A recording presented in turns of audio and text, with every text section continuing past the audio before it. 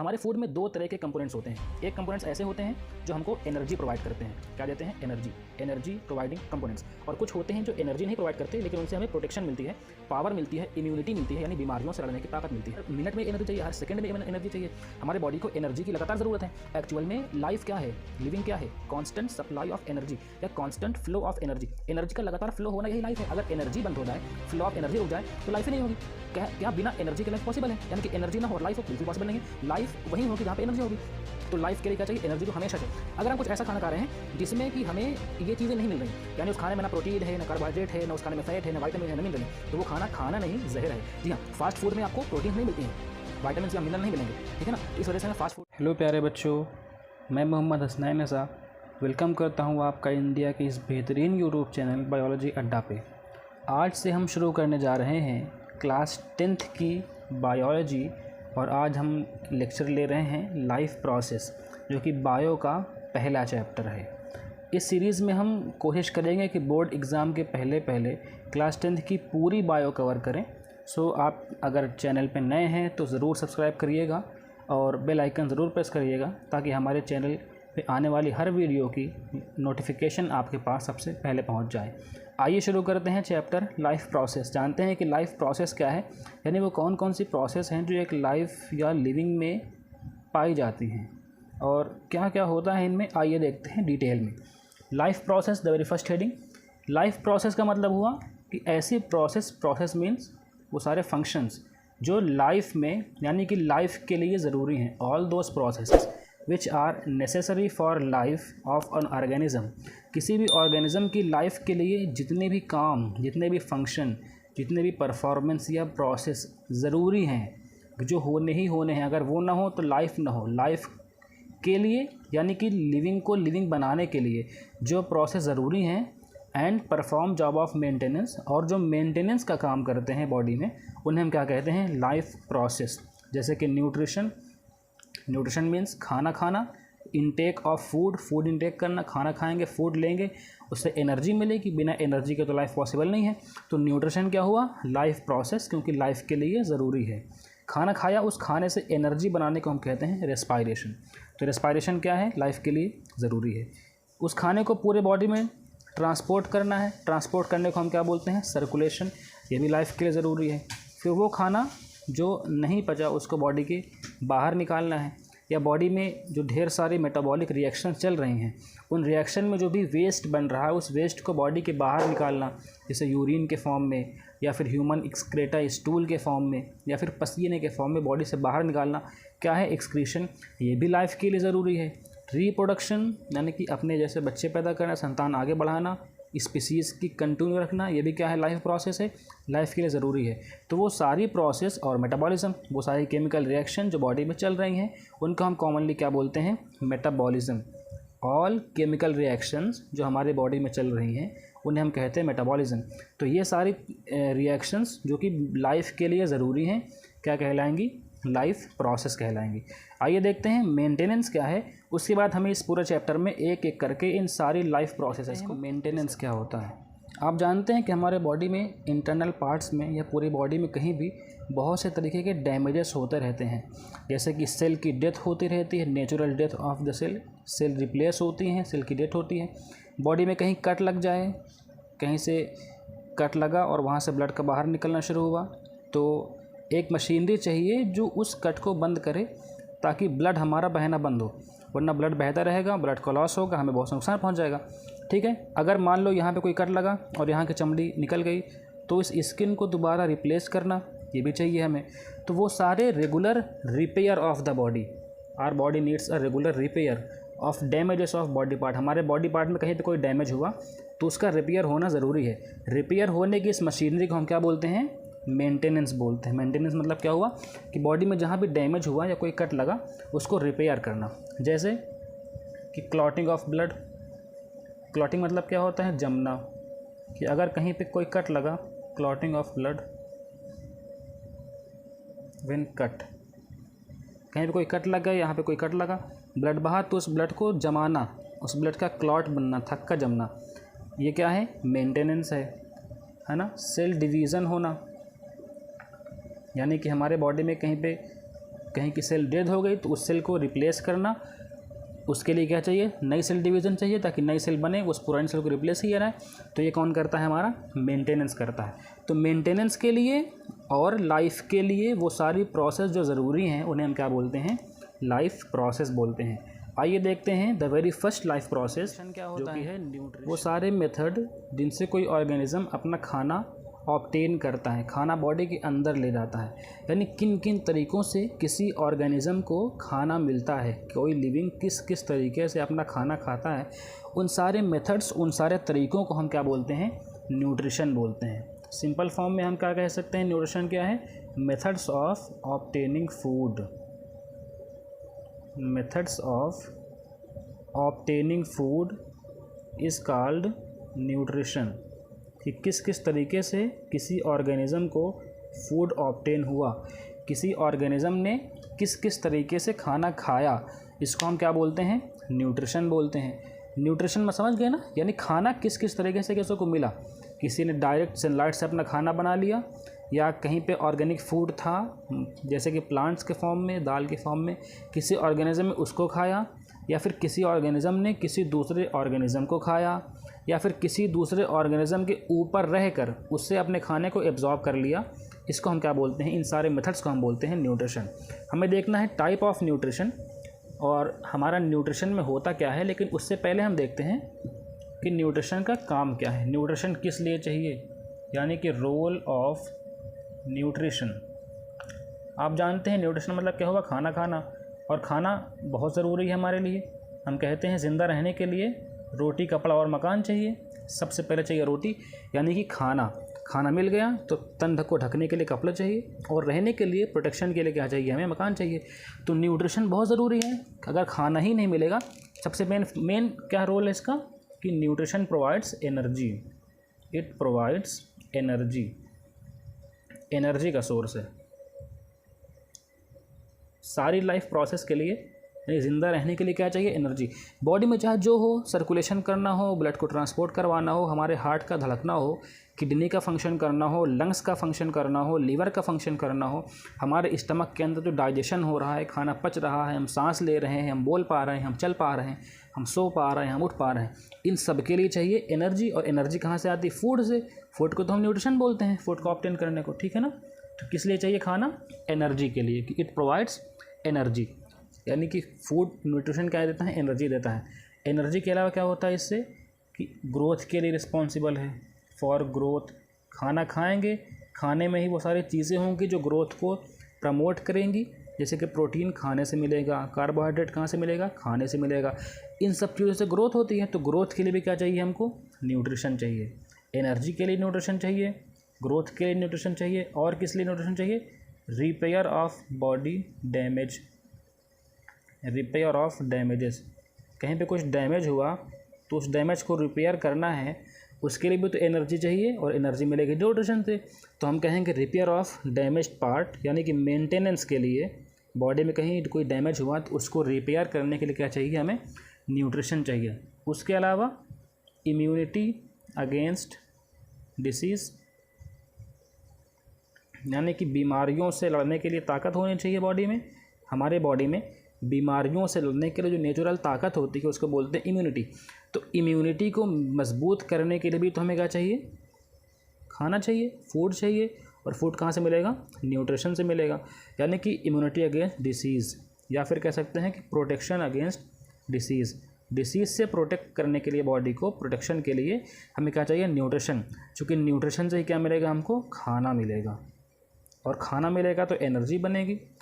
Energy ही नहीं, खाने में सिर्फ एनर्जी बनाने वाले कंपोनेंट ही नहीं होते हैं, हमारे न्यूट्रिशन में विटामिन्स होती हैं, और विटामिन्स क्या करती हैं, हमको प्रोटेक्शन देते हैं, किससे, अलग अलग बीमारियों से लड़ने के लिए। तो ये सारे क्या हैं, रोल ऑफ न्यूट्रिशन। आइए देखते हैं कि जो हम खाना खाते हैं, यानी कि जो न्यूट्रिएंट्स होते हैं, हमारे न्यूट्रिशन होता है, फूड होता है, उस फूड में क्या क्या होता है। देखो न्यूट्रिएंट्स क्या है, फूड, यानी हमने जो खाना खाया, जो हमारा फूड है, उस फूड में कौन कौन से कंपोनेंट्स हैं उसको हम बोलते हैं न्यूट्रिएंट्स। न्यूट्रिएंट्स का है आपका फूड जो आप खाते हैं, या फिर यहीं से एक चीज़ पता चलेगी कि फूड जो हम खाते हैं या फिर फूड जो हमें खाना चाहिए, ठीक है ना। यानी फूड में जो जो कंपोनेंट्स हैं उनको हम बोलते हैं न्यूट्रिएंट्स। तो हमारे फूड में दो तरह के कंपोनेंट्स होते हैं, एक कंपोनेंट्स ऐसे होते हैं जो हमको एनर्जी प्रोवाइड करते हैं, क्या देते हैं, एनर्जी प्रोवाइडिंग कंपोनेंट्स। और कुछ होते हैं जो एनर्जी नहीं प्रोवाइड करते लेकिन उनसे हमें प्रोटेक्शन मिलती है, पावर मिलती है, इम्यूनिटी मिलती है, यानी बीमारियों से लड़ने की ताकत मिलती है। एनर्जी देने वाले और जो एनर्जी नहीं देते लेकिन बीमारियों से लड़ने की ताकत देते हैं। अब वो कंपोनेंट जो एनर्जी देते हैं, क्योंकि हमें एनर्जी तो रोज़ चाहिए, बल्कि हर मिनट में एनर्जी चाहिए, हर सेकंड में एनर्जी चाहिए, हमारे बॉडी को एनर्जी की लगातार ज़रूरत है। एक्चुअल में लाइफ क्या है, लिविंग क्या है, कांस्टेंट सप्लाई ऑफ एनर्जी या constant flow of energy. Energy का लगातार फ्लो होना यही लाइफ है। अगर एनर्जी बंद हो जाए, फ्लो ऑफ एनर्जी रुक जाए तो लाइफ ही नहीं होगी। क्या बिना एनर्जी के लाइफ पॉसिबल है? यानी कि एनर्जी ना हो और लाइफ हो, बिल्कुल पॉसिबल नहीं है। लाइफ वहीं होगी जहाँ पे एनर्जी होगी। तो लाइफ के लिए क्या चाहिए, एनर्जी, जो हमेशा चाहिए। लेकिन क्या हम रोज़ बीमार पड़ते हैं या हर वक्त बीमार ही रहते हैं या हमेशा बीमारियों से लड़ते ही रहते हैं? नहीं ना। तो क्या होता है कि एनर्जी देने वाले जो कंपोनेंट्स हैं ये क्या होते हैं, माइक्रो न्यूट्रिएंट्स। क्या क्यों बोलते हैं माइक्रो इनको? क्योंकि ये हमारे बॉडी में ज़्यादा मात्रा में चाहिए होते हैं, ज़्यादा अमाउंट में, लार्ज अमाउंट में चाहिए, लार्ज क्वांटिटी में चाहिए। और जो प्रोटेक्शन देते हैं ये कैसे चाहिए, माइक्रो हैं, यानी कि कम क्वांटिटी में, कम अमाउंट में, थोड़े थोड़े चाहिए। और ये क्या चाहिए, बहुत ज़्यादा चाहिए। एग्जाम्पल्स क्या हैं, यानी कि कौन कौन से माइक्रो न्यूट्रिएंट्स हैं? जैसे कि आपकी प्रोटीन। जी हाँ, प्रोटीन कैसा है, माइक्रो न्यूट्रिएंट है। आपको प्रोटीन की डेली सप्लाई चाहिए। प्रोटीन क्या देगी, आपको एनर्जी देगी। उसके अलावा प्रोटीन कैसी होती है, बॉडी बिल्डिंग होती है। यानी हमारे बॉडी का फॉर्मेशन किससे हुआ है, पूरा प्रोटीन से मिलकर। चाहे वो सेल वॉल हो, चाहे सेल मेम्ब्रेन हो, चाहे साइटोस्केलेटल एलिमेंट्स हों, फाइबर्स हों, सब किससे बने हुए हैं, प्रोटीन से। एंजाइम्स हो, हार्मोन हो, किससे बने हुए हैं, प्रोटीन से। हमारी बॉडी का पूरा स्ट्रक्चर प्रोटीन से बना हुआ है। तो प्रोटीन क्या है, माइक्रो है, हमें ज़्यादा अमाउंट में चाहिए और प्रोटीन से एनर्जी भी मिलेगी। उसके अलावा मेनली जिससे हमें एनर्जी मिलती है उसको हम क्या बोलते हैं, कार्बोहाइड्रेट्स, या इन्हीं को हम बोलते हैं, जिसमें हम सिंपल फॉर्म में बोलते हैं शुगर। तो कार्बोहाइड्रेट या शुगर ये भी चाहिए ज़्यादा अमाउंट में। माइक्रो मतलब क्या होता है, लार्ज अमाउंट में, ज़्यादा क्वांटिटी में। क्यों? क्योंकि इनसे क्या बनेगी, एनर्जी बनेगी। और उसके अलावा क्या है आपका, फैट, जो कि लार्ज अमाउंट में चाहिए, जिससे हमें एनर्जी बनेगी। तो ये कंपोनेंट्स क्या हैं, प्रोटीन, कार्बोहाइड्रेट और फैट, आपके फूड के यानी न्यूट्रिएंट्स के ऐसे कंपोनेंट हैं जो हमें एनर्जी देंगे और ज़्यादा अमाउंट में चाहिए, इसलिए इनको हम बोलते हैं माइक्रो न्यूट्रिएंट्स। ठीक है ना। और माइक्रो के एग्जांपल्स क्या हैं, जैसे कि आपकी वाइटामिन्स। जी हाँ, vitamins do not provide you vitamins do not provide you energy but provides immunity. Vitamin से हमें एनर्जी तो नहीं मिलती है, एनर्जी नहीं मिलती मतलब वाइटामिन बॉडी में डाइजेस्ट नहीं होती, ये एनर्जी नहीं बनाएंगे। एनर्जी वही बनाएंगे जो डाइजेस्ट होंगे। या फिर एनर्जी बनाने के लिए क्या चाहिए, क्योंकि लार्ज है, माइक्रो है, तो डाइजेस्ट करना पड़ता है। लेकिन विटामिन का हमारे बॉडी में कोई डाइजेशन नहीं होता है। विटामिन एनर्जी नहीं देंगे, लेकिन विटामिन बहुत ज़रूरी है, किस लिए, प्रोटेक्शन के लिए, इम्यूनिटी मजबूत करने के लिए, बीमारियों से लड़ने की जो ताकत है उसको मजबूत करने के लिए क्या चाहिए, विटामिन चाहिए। उसके अलावा मिनरल्स चाहिए। अब चूँकि ये एनर्जी नहीं दे रहे तो क्या है, ये माइक्रो है, यानी कम अमाउंट में चाहिए। अगर डेली नहीं मिल रहा है तो भी काम चल जाएगा, लेकिन चाहिए बॉडी में, बहरहाल हर हाल में चाहिए। ठीक है ना, लेकिन कम अमाउंट में चाहिए। लार्ज में चाहिए माइक्रो और स्मॉल अमाउंट में माइक्रो न्यूट्रिएंट्स। तो ये विटामिन्स एंड मिनरल्स क्या हैं, माइक्रो न्यूट्रिएंट्स हैं। उसके अलावा हम वाटर को भी माइक्रो न्यूट्रिएंट्स में ऐड कर लेते हैं। लेकिन ध्यान दीजिएगा कि वाटर को हम माइक्रो में क्यों ऐड कर रहे हैं, इसलिए नहीं कि वाटर कम अमाउंट में चाहिए, वाटर बहुत लार्ज अमाउंट में चाहिए। लेकिन वाटर को हम इसलिए ऐड कर रहे हैं क्योंकि वाटर से हमें कोई एनर्जी नहीं मिलती है।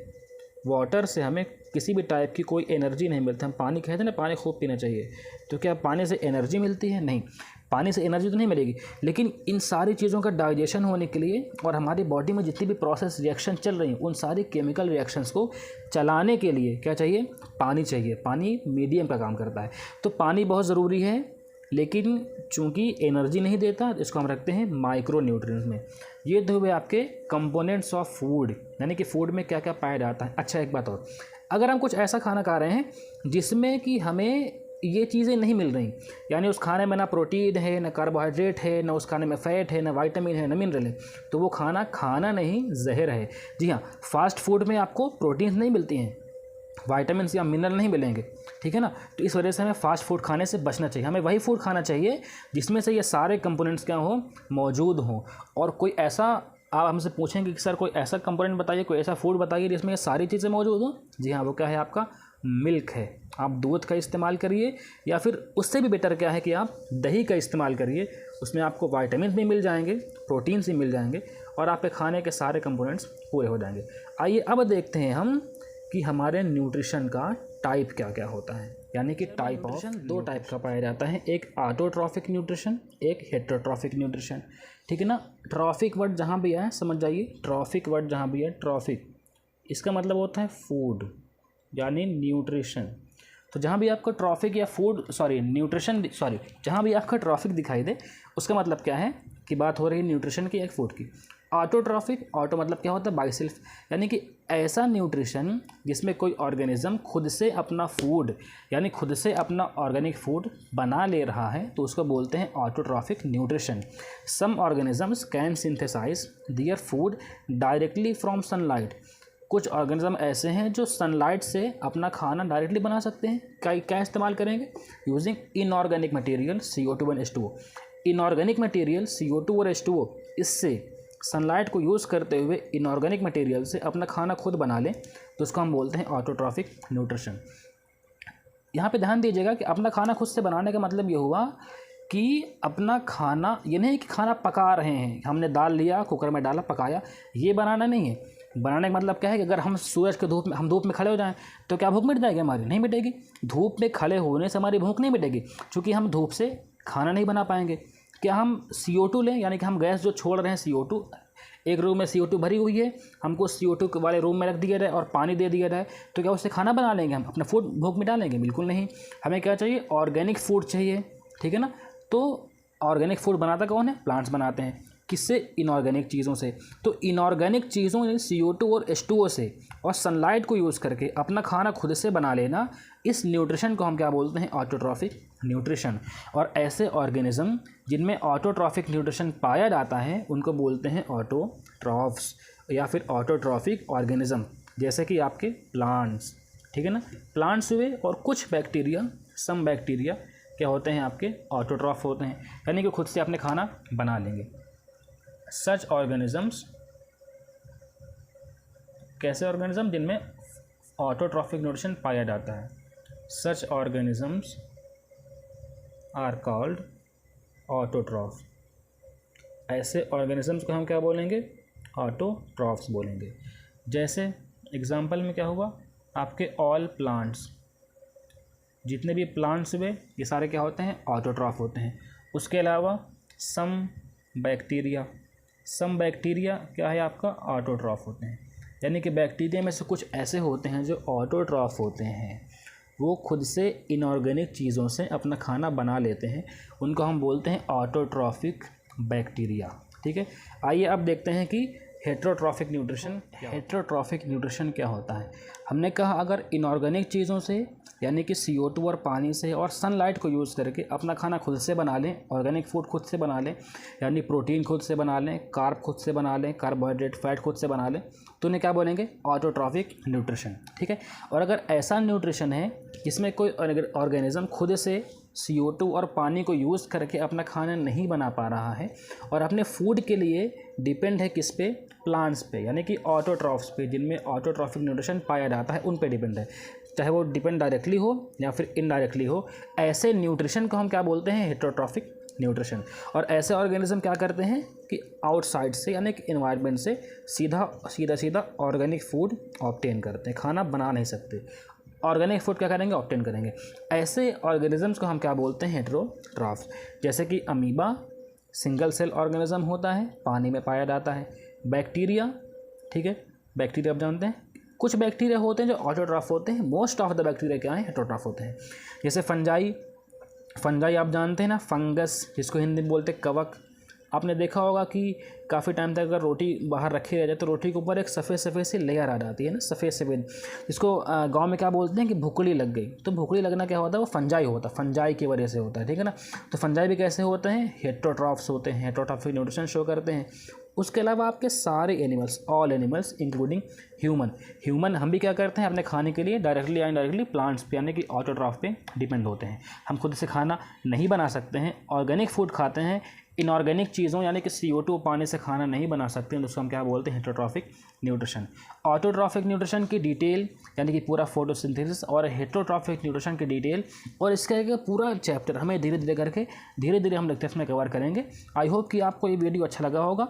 अगर वीडियो अच्छा लगा हो तो लाइक कीजिए, चैनल पे नए हैं तो चैनल को सब्सक्राइब कीजिए और अपने उन लोगों के पास, उन फ्रेंड्स के पास चैनल की लिंक ज़रूर शेयर करिए जिन लोगों को इस चैनल की ज़रूरत है। हम बोर्ड एग्ज़ाम के पहले क्लास 10th की पूरी बायो कंप्लीट करने की कोशिश करेंगे। All the very best. Thank you very much.